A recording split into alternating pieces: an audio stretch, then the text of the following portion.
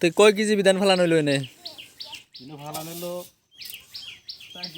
4 KG. তাহলে কোথানে জায়গা গোছা করা লাগবে বিধান? ধান বুনো না কোথানে জায়গা বুনান যাবো এডি বিধান দিয়া? বুনুন যাবো 1 বিঘা। 1 বিঘা জায়গা না? বলতে ঘুনু হইতেছে নাকি? ঘন করে দেন লাগে। অনেক মানুষের বিধানই আসলে মিস হয়। মিস হওয়ার কারণ মিস হওয়ার কারণ একটাই যে ডাইরেক্টলি প্যাকেটের থেকে আইনা ধানের বিধান ফালাইলে এটা মিস হওয়ার সম্ভাবনা 100%।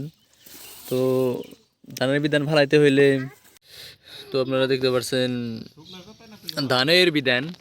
তো এটা প্রথমে প্যাকেটের থেকে ধান বাইর করে তো একটা বড় গাবলার মধ্যে কী করা লাগে 24 ঘন্টা টাইম ভিজিয়ে রাখা লাগবো।